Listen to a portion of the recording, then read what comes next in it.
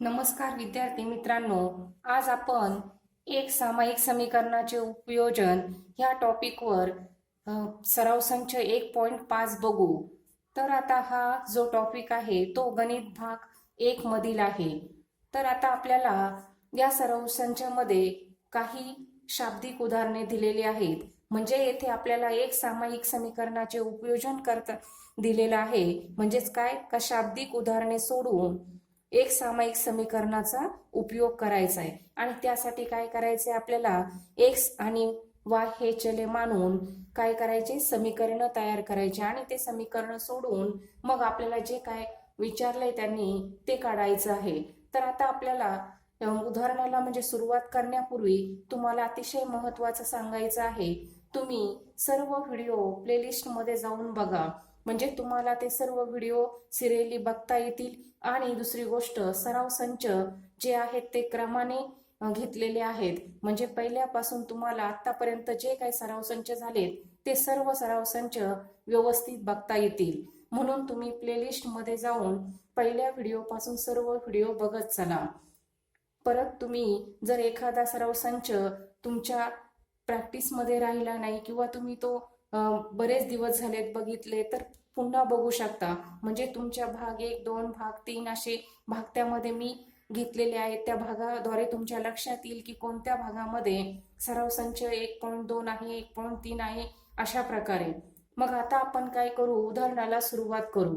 पहिले उदाहरण, दोन संख्यांमधील फरक 3 असून मोठ्या संख्येची तिप्पट आणि लहान संख्येची दुप्पट यांची बेरीज 19 आहे. तर त्या संख्या शोधा. आता येथे बघा आपल्याला काय करायचे, समजा मोठी संख्या x मानू व लहान संख्या आपण काय मानू, y मानू. आणि येथे आपल्याला दोन संख्यांमधील फरक 3 असून इथपर्यंत काय दिले आपल्याला, पहिली आठ दिलेली आहे. तर त्या पहिल्या आठ जी आहे ती आपण आता व्यवस्थित तिचं समीकरण बनवून घेऊ. तर ते बनवण्यासाठी काय करावं लागेल आपल्याला, आता आपण पहिली म्हणजे मोठी संख्या आणि लहान संख्या अशा दोन संख्या आपण मिळवलेल्या आहेत. म्हणजे मोठी संख्या कोणती आहे x आणि लहान संख्या कोणती आहे y. तर यांच्यातील फरक आपल्याला दिलेला आहे तो किती आहे, 3. म्हणजे दोन संख्यांमधील फरक 3 असून इथपर्यंत आपल्याला काय एक समीकरण दिलेलं आहे. आणि त्याला काय नाव दिले आपण, आता येथे समीकरण तयार करून समीकरण 1 म्हटलोय. आणि त्यानंतर पुढे काय सांगितलंय, मोठ्या संख्येची तिप्पट आणि लहान संख्येची दुप्पट यांची बेरीज 19 आहे. तर त्यासाठी आपल्याला काय करायचंय, मोठी संख्या कोणती आहे आपली x आणि लगेच काय करायचंय तिची तिप्पट करायची म्हणजे किती, 3x होईल. पण त्या अगोदर आपण काय करू, येथे दुसऱ्या अटीनुसार लिहून घेऊ. म्हणजे काय होईल तुम्हाला ते व्यवस्थित लक्षात येईल. जसं आपण पहिल्या अटीनुसार म्हटलं तसंच इथे काय करू आपण, म्हणून दुसऱ्या अटीनुसार. मग दुसऱ्या अटीनुसार घेतल्यानंतर मग आपण 3x घेऊ.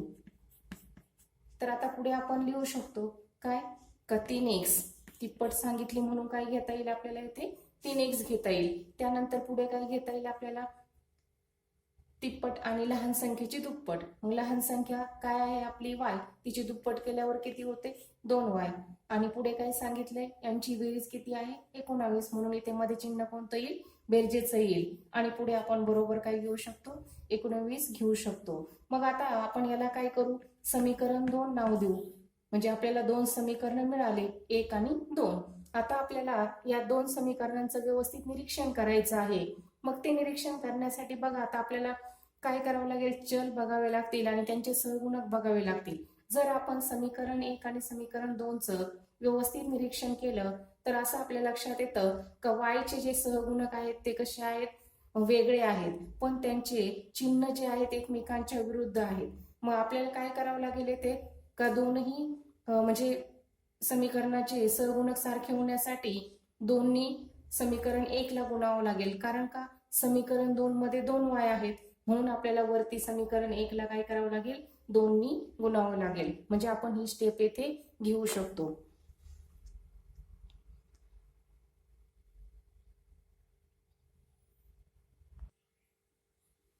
आता आपण हे काय केलंय, समीकरण 1 ला 2 ने गुणून लिहून घेतलंय. त्यानंतर आपल्याला आता समीकरण 2 काय आहे, x वजा y बरोबर 3 आहे. म्हणून येथे आपण काय करू शकतो, त्याला 2 ने गुणू शकतो. मग 2 गुणिले x वजा 2 गुणिले y बरोबर काय येईल, ते 3 गुणिले 2 येईल. तर आता आपल्याला ही स्टेप न घेता तुम्ही डायरेक्ट पण लिहू शकता. जर तुम्हाला डीप मध्ये स्टेप द्यायची असेल तर ही स्टेप लिहिली तरी चालेल. आता येथे बघा 2x होईल वजा 2y बरोबर किती येतील 6 येतील. आणि आता पुढे आपण याला काय म्हणू, समीकरण 3 म्हणू. आता आपल्याला काय करता येईल, समीकरण 2 आणि समीकरण 3 ची बेरीज करता येईल. म्हणून आपण पुढे आता समीकरण 2 व समीकरण 3 ची बेरीज करू असे लिहून घेऊ.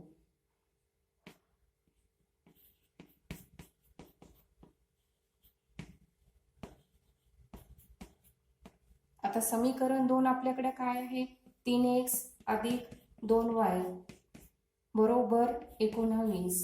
आणि त्यानंतर समीकरण 3 आताच मिळाले आपल्याला, ते काय आहे 2x वजा 2y बरोबर 6 आहे. आता आपण यांची बेरीज करू शकतो. बेरीज करताना आपल्याला चिन्ह बदलायची नाहीत, काहीच नाही. मग आता इथे बघा, म्हणजे आपण वजाबाकी करताना काय करतो, दुसऱ्या समीकरणाची चिन्ह बदलतो, तसं बेरजेला काहीच करावं लागत नाही. मग आता आपले सहगुणक सारखे आहेत आणि चिन्ह पण विरुद्ध आहे, तर मग आता आपण काय करू शकतो, y या चलाचं निरसन करू शकतो. म्हणजे y हे पद निघून जाईल. आणि येथे बघा आता 3x आणि 2x यांची काय होईल, बेरीज होईल आणि ती किती येईल, 5x येईल बरोबर 19 आणि 6 यांची बेरीज केली तर ती किती होईल, 25 होईल. मग आता आपल्याला 5x बरोबर 25 मिळाले. 5 हे x ला गुणिले तिकडे जाताना काय होतील, भागिले होतील. म्हणजे बरोबर चिन्हाच्या उजव्या साईडला गेले की ते काय होतात, डाव्या साईडचे गुणिले तर उजव्या साईडला भागिले. मग आता इथे भागाकार करायचा, 5 एक 5, 5 5 काय होईल, इथे 25 होईल बरोबर 5 येईल. म्हणून आपण आता x बरोबर किती मिळवले, 5 मिळवले. आता ही किंमत काय करू शकतो, आपण समीकरण 1 मध्ये ठेवू.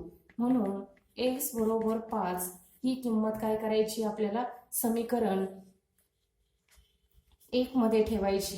हे आपण थोडं खाली लिहून घेऊ. x बरोबर 5 ही किंमत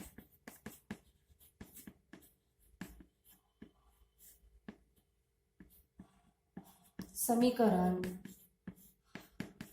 1 मध्ये ठेवू.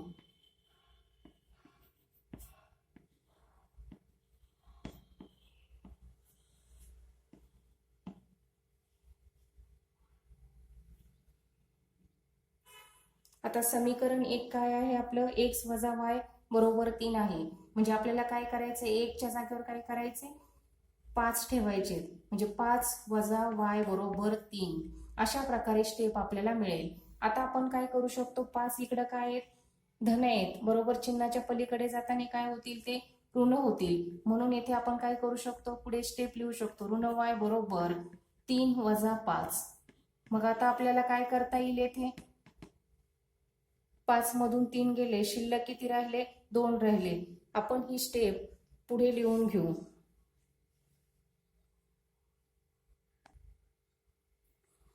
आता आपण येथे काय केलंय, पुढची स्टेप लिहून घेतली. म्हणजे आपण 3 मधून 5 घातले तेव्हा आपल्याला किती मिळाले, ऋण 2 मिळाले. आणि ऋण y डावी साईडला जसेच तसेच आहेत. तर आता दोन्हीकडे म्हणजे चिन्ह कोणतं आलंय, ऋण चिन्ह आलंय. म्हणजे काय होईल, ते ऋण ऋण धन होईल. आणि म्हणून y बरोबर काय मिळेल, आपल्याला 2 मिळेल. अशा प्रकारे y ची किंमत आपल्याला किती मिळाली, 2 मिळाली. आता आपण 1 ची किंमत पण काढली आणि y ची पण किंमत काढली. मग आता आपण म्हणू शकतो त्या संख्या कोणत्या आहेत, म्हणून तेथे त्या संख्या, मोठी संख्या किती येईल, 5 येईल. तुम्ही इथे काय म्हणू शकता, डायरेक्ट त्या संख्या 5 व 2 आहेत. किंवा असंही तुम्हाला लिहिता येईल की मोठी संख्या 5 व लहान संख्या किती आहे, 2 आहे. मग तुमच्या याच्यानुसार तुम्ही काय करायचे, हे लिहायचे किंवा लहान संख्या मोठी संख्या असं सांगितलं तरी चालेल. मग अशा प्रकारे हे या प्रश्नाचं उत्तर आहे. आता आपण दुसरे उदाहरण बघू. दुसऱ्या उदाहरणामध्ये काय दिले आपण ते पाहू. आता पहिले उदाहरण तुमचे चांगले क्लिअर झाले असतील, सर्वांना ते व्यवस्थित समजलं असेल. तर आता आपण दुसरे उदाहरण घेऊ. आता आपण हे दुसरे उदाहरण घेतले. यामध्ये कृती पूर्ण करा असं आपल्याला इथे सांगितलेलं आहे. तर त्यामध्ये काय दिलंय ते बघू. कृती पूर्ण करण्यासाठी इथे बघा, मी आयत आहे असं म्हटलंय आणि त्याच्या चारही बाजू दिलेल्या आहेत, पण चारही बाजू कशा दिल्या, एक्स आणि वाय अशा स्वरूपात आपल्याला दिलेल्या आहेत, म्हणजे चल घेऊन दिलेले आहेत. मग आता इथे बघा, याची रुंदी किती दिली आहे, 2y दिली, आणि लांबी किती दिली आहे, 2x अधिक y अधिक 8. परत पुन्हा रुंदी x अधिक 4 आणि लांबी किती, 4x वजा y दिलेली आहे. तर आता येथे काय करायचंय बघा, x अधिक 4, x आणि y च्या किमती काढा. इथे आपल्याला रुंदी आहे आणि पुढे काय सांगितलंय, x आणि y च्या किमती काढा. तर आता इथे पुन्हा परत पुढे अजून एक गोल दिलेला आहे, त्यामध्ये काय सांगितलंय, माझे क्षेत्रफळ व परिमिती काढा. म्हणजे येथे आपल्याला काय करायचंय, एक्स आणि वाय च्या किमती काढायच्यात, माझे क्षेत्रफळ व परिमिती पण काढायची. म्हणजे आयताचं काय करायचं, आपल्याला क्षेत्रफळ आणि परिमिती काढायची आहे. त्यासाठी आपल्याला आता येथे जर आपण आयताचा एक गुणधर्म वापरला, आयताच्या समोरासमोरील बाजू कशा असतात, एकरूप असतात. मग त्यावरून आपल्याला काय करता येईल, हे जे दिलेले आपल्याला लांबी आणि रुंदी आहे त्यांच्यापासून व्यवस्थित असे समीकरण बनवता येतील. मग आता आपण काय करू, येथे हा गुणधर्म वापरू. मग गुणधर्म वापरल्यानंतर आपल्याला काय, समोरासमोरच्या ज्या बाजू आहेत त्या काय करायच्या, बरोबरीत मांडून घ्यायच्या. मग येथे 2x अधिक y बरोबर आपलं 2x अधिक y अधिक 8 आहेत, आणि मग बरोबर आता इथे काय करावं लागेल, आपल्याला 4x वजा y घ्यावं लागेल. म्हणजे समोरासमोरील बाजू कशा झाल्या, एकमेकींच्या समोर आल्यात, म्हणजे सारख्याच झाल्या, एकरूप झाल्यात. मग आता आपल्याला काय करायचंय, यावरून समीकरण तयार करायचंय. आता इथे समीकरण तयार करण्यासाठी आपल्याला काय करावं लागेल, एका साईडला चल घ्यावे लागतील. मग आता येथे बघा 2x, तर बरोबर चिन्हाच्या उजवीकडे काय आहे, 4x आहेत, ते इकडे आले तर काय होतील, ऋण 4x होतील. आणि इकडे अधिक y जसेच तसेच आहेत, बरोबर चिन्हाच्या अलीकडे. परत पुन्हा काय करायचंय, उजव्या बाजूला जे ऋण y आहेत ते इकडे आणायचे, म्हणजे काय होतील, ते धन y होतील. आणि बरोबर चिन्हाच्या अलीकडे 8 आहेत, धन 8 आहेत ते, आणि पलीकडे जाताना काय होतील, ते ऋण 8 होतील. आता आपण काय करू शकतो, हे समीकरण व्यवस्थित सोडून घेऊ शकतो. म्हणजे 4x मधून 2x गेले, मोठ्या संख्येचं चिन्ह, म्हणजे येथे आपल्याला काय मिळतील, ऋण 2x मिळतील. आणि y ची काय होईल, इथे बेरीज होईल, ती किती येईल, अधिक 2y येईल. आणि बरोबर चिन्हाच्या पलीकडे ऋण 8 जसेच्या तसेच राहतील. मग आता आपण काय करू शकतो, या समीकरणाला 2 नी भाग देऊ शकतो, कारण येथे आपल्याला 2 2 मिळालेत आणि इकडे 8 आहे, या 8 ला देखील 2 नी भाग जातो. म्हणून आपण आता इथे काय करू, या समीकरणाला काय करू, 2 नी भागू.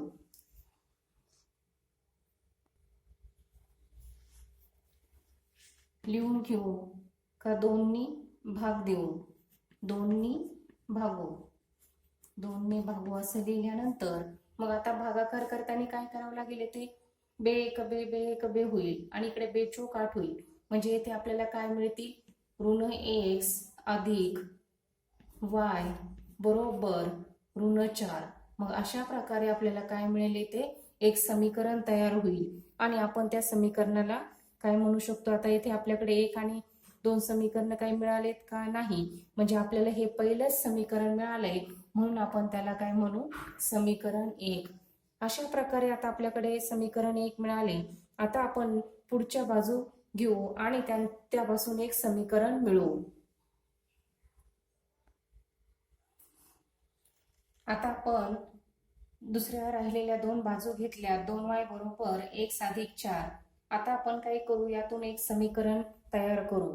तर आता समीकरण तयार करण्यासाठी आपल्याला काय करावं लागेल, बरोबर चिन्हाच्या उजवीकडे x आहेत ते अलीकडे घेऊन यावे लागतील. म्हणजे आपल्याला येथे धन x आहेत, तर डावीकडे येताना काय होतील, ते ऋण x होतील. म्हणजे ऋण x अधिक इकडे जसं तसं चिन्ह येईल, अधिक 2y बरोबर काय होईल, येथे 4 होईल. आणि आपण आता याला काय करू शकतो, समीकरण 2 नाव देता येईल. म्हणजे इथे याला समीकरण 2 म्हणून. अशा प्रकारे आपल्याला 1 आणि 2 समीकरण मिळालेत. कशावरून, आयताच्या समोरील बाजू कशा असतात, एकरूप असतात, या गुणधर्मावरून. आता आपल्याला काय करावं लागेल बघा, इथे समीकरण 1 आणि 2 चं जर व्यवस्थित आपण निरीक्षण केलं तर आपल्या असं लक्षात येईल का समीकरण 1 मधून समीकरण 2 वजा करता येईल. कारण का, आपल्याकडे काय झालंय, समीकरण 1 मध्ये ऋण x आहेत आणि समीकरण 2 मध्ये देखील ऋण x आहेत. म्हणजे आपल्याला येथे जर वजा केलं तर दुसऱ्या समीकरणातील जे काही चिन्ह आलेले त्या समीकरणाचे ते बदलता येतात आणि त्यावरून आपल्याला काय होईल का धन x आणि ऋण x अशी जोडी मिळेल आणि त्यावरून आपण x या चलाचं काय करू शकतो निरसन करता येईल, ते पद घालवता येईल. मग आपल्याला y ची किंमत सहज काढता येईल. म्हणून आपण इथे काय करू, समीकरण 1 मधून समीकरण 2 वजा करू. अशा प्रकारे तुम्ही काय करायचे, जे मिळवलेले समीकरण आहेत त्यांचं व्यवस्थित निरीक्षण करायचे आणि मग त्यातून आपल्याला गुणायची गरज पडते का, वजाबाकी केल्यानंतर आपलं एखादं चल जात आहे का, किंवा आपल्याला त्यांचे सहगुणक सारखे करून घ्यायची गरज आहे. आणि जर चिन्ह विरुद्ध असेल आणि सहगुणक सारखे असतील तरी आपल्याला काय करता येतं, पद घालवता येतं. अशा प्रकारे 3-4 प्रकारे तुम्ही ते पडताळून बघू शकता आणि मग पुढची स्टेप करायची. तर आता आपल्याला इथे समीकरण 1 मधून समीकरण 2 वजा करायचे. मग आता समीकरण 1 काय आहे आपलं, ऋण x अधिक y बरोबर 4 आहे. म्हणजे ऋण 4 आहे इथे, हे समीकरण 1 आहे. त्यानंतर दुसरे समीकरण आताच मिळालेले आहे ते जसे तसेच लिहून घेऊ. ऋण x अधिक 2y बरोबर काय येईल, इथे 4 येईल. आता आपण काय करू शकतो, येथे वजाबाकी करताना मग चिन्ह काय करावे लागतं, दुसऱ्या समीकरणाचे चिन्ह बदलावे लागतात.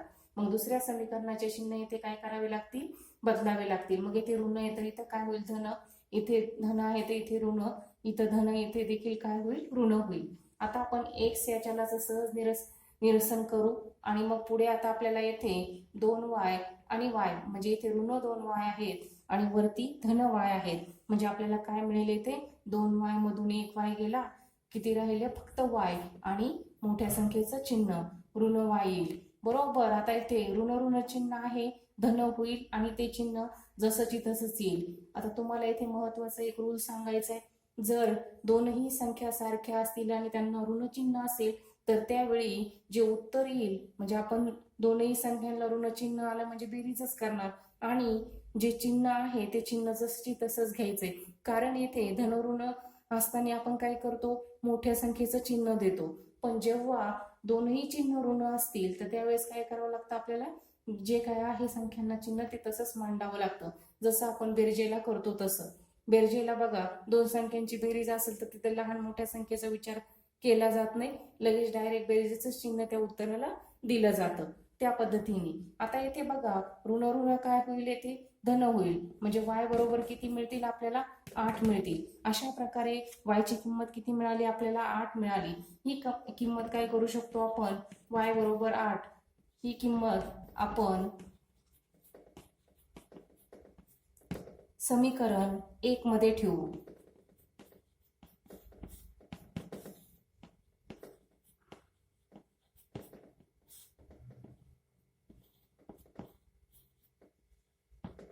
आता आपले समीकरण 1 काय आहे, ऋण x अधिक y वजा 4 आहे. त्यामध्ये काय करायचं, आपल्याला ही 8 ही किंमत ठेवून द्यायची, y बरोबर 8 ठेवून द्यायची, म्हणजे पुढे क्रिया पण करायची.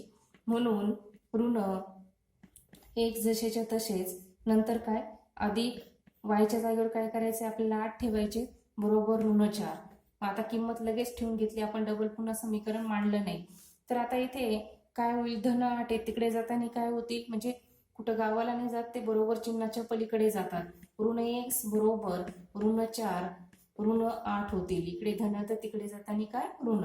आणि इकडे आता उजव्या साईडला बघा ऋण काय होईल, धन होईल आणि मोठ्या संख्येचं चिन्ह लागेल. 8 आणि 4 किती होतात, 12 आणि मोठ्या संख्येचं चिन्ह ऋण 1 जसेच्या तसेच. आता येथे ऋण काय होईल, धन होईल. म्हणजेच x बरोबर किती मिळतील आपल्याला, 12. अशा प्रकारे आपल्याला आता x ची किंमत मिळाली. x ची किंमत 12 आहे आणि y ची किंमत किती आहे, 8 आहे. आता आपण काय करू शकतो, येथे आयताची लांबी आणि रुंदी सहज मिळवू शकतो.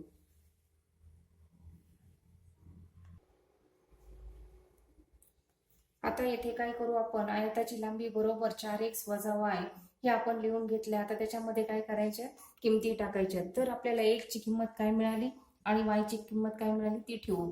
4 गुणिले x, x ची किंमत किती आहे, 12 वजा y ची किंमत किती मिळाली 8 मिळाली ती ठेवली. आता येथे काय होईल 12 48 होईल आणि 48 मधून काय करावे लागतील आपल्याला येथे 8 घालवावे लागतील. म्हणजे 48 मधून 8 गेले शिल्लक किती राहिले 40 राहिले. अशा प्रकारे आपल्याला काय झालं येथे आयताची लांबी किती मिळाली 40 मिळाली. मग आता आपण आयताची रुंदी काढून घेऊ.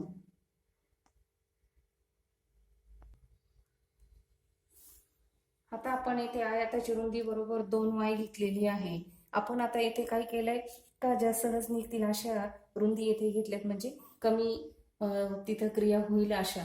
मग आता येथे 2y पुढची पण घेऊ शकता कारण 1+4 दिलेली होती दुसरी रुंदी ती देखील सहज करता आली असती. तरी पण आता येथे आपण काय घेतले 2y घेतले तर मग आपण त्याच्यातच किंमत ठेवू. 2 गुणिले y ची किंमत किती आहे 8 आहे म्हणजे येथे किती होईल 8 दुणे 16 होईल. मग अशा प्रकारे आता आपल्याला इथे काय मिळाले का रुंदी 16 मिळाली आणि लांबी किती मिळाली 40 मिळाली. मग आता यावरून तुम्ही काय करू शकता सहज आयताचे क्षेत्रफळ काढू शकता. मग आयताच्या क्षेत्रफळाचं सूत्र पाठ असणं आवश्यक आहे आणि ते पाठ असेल नसेल तर ते पाठ करून घ्या. मग आयताचे क्षेत्रफळाचं सूत्र काय आहे खूप सोपं आहे लांबी गुणिले रुंदी. मग लांबी किती दिलेली आहे 40 आणि रुंदी किती दिलेली आहे आपल्याला 16. मग यांचा काय करायचंय गुणाकार करायचाय. मग आता इथे लांबी किती आहे आपली 40 ती टाकून घेऊ आपण. मग आता ती घेतल्यानंतर रुंदी किती 16. मग आता यांचा गुणाकार करायला खूप सोपं आहे. काय करायचंय 16 चोक 64 16चा पाडापाठ असेल तर लगेच गुणाकार होईल. 16 चोक 64 आणि त्याच्यावर हा राहिलेला लाडू ठेवून द्यायचा. मग अशा प्रकारे आपल्याला काय मिळालं इथे आयताचं क्षेत्रफळ मिळालं. आयताचे क्षेत्रफळ मिळाल्यानंतर त्याला काय म्हणायचंय चौ एकक असं एक एकक द्यायचंय आणि म्हणजे चौरस एकक. त्यानंतर आता आपण आयताची परिमिती घेऊ. म्हणून आयताची परिमिती त्याचं सूत्र देखील पाठ असणं आवश्यक आहे. नसेल तर पाठ करून घ्या किंवा 2-3 वेळेस व्हिडिओ पाहिला तरी ते तुमच्या सहज पाठ होऊन जाईल. मग आता इथे बघा आयताची परिमिती काढण्यासाठी सूत्र काय आहे की 2 कंसात लांबी अधिक रुंदी 2 कंस घ्यायचाय आणि लांबी अधिक रुंदी. कंस माहिती आहे तुम्हाला कृष्णाचा मामा मग तो नाही घ्यायचा आहे आपल्याला. इथे काय सिंपल असा कंस करायचा आहे बीजगणित मधला. तर येथे आपण 2 कंसात लांबी किती 40 आणि आपल्याला रुंदी किती मिळाली 16. अरे इथे काय पाहिजे बेरजेचं चिन्ह पाहिजे. मग आता यांची बेरीज काय होईल 2 जसेच्या तसे 40 आणि 16 50 गुणिले 50 आणि इथे 6 वरती 56. मग अशा प्रकारे गुणिले 56 होईल 2 गुणिले 56. मग आता गुणाकार पण खूप सोपा आहे. 5 दुणे 10 येतील 100 आणि बेसक 12 100 मध्ये 12 मिळवले की किती झाले 112. मग अशा प्रकारे आता आयताची परिमिती देखील आपल्याला काय मिळाली आणि आयताची परिमिती 112 एकक आहे. मग अशा प्रकारे आपल्याला या उदाहरणाचे दोनही उत्तर मिळाले आणि x आणि y च्या किमती देखील मिळाल्या. मग तुम्ही इथे शेवटी लिहून घेऊ शकता x बरोबर किती मिळाले 40 आणि y बरोबर किती मिळाले तेथे 16 हे लिहायचं. आणि त्यानंतर पुढे आयताची काय करावं लागेल इथे आपल्याला क्षेत्रफळ आणि दोन्ही पण लिहावं लागेल. आयताचे क्षेत्रफळ आणि आयताची परिमिती. क्षेत्रफळ किती मिळाले मी पूर्ण नाही लिहिलं किंवा पूर्ण लिहून देते म्हणजे तुमच्या लक्षात येईल. क्षेत्रफळ बरोबर क्षेत्र लिहिलं तरी चालतं. क्षेत्रफळ किती मिळाले 640 सौ एकक मिळाले आणि त्यानंतर परिमिती 112 एकक. असं शेवटी व्यवस्थित उत्तर लिहायचं म्हणजे ते सुटसुटीत दिसतं आणि चेक करणाऱ्याला पण छान वाटतं. जर आपण चांगलं व्यवस्थित लिहिलं तर त्याचे मार्क आपल्याला मिळतात. आता इथे बघा आता आपण हे व्यवस्थित सोडवून घेतलंय तुम्हाला समजलं असेल बरोबर किती इथे 112 एकक येईल परिमिती. माझ्यासोबत असा सराव करा. चॅनलला लाईक करा शेअर करा सबस्क्राईब करा. थँक्यू.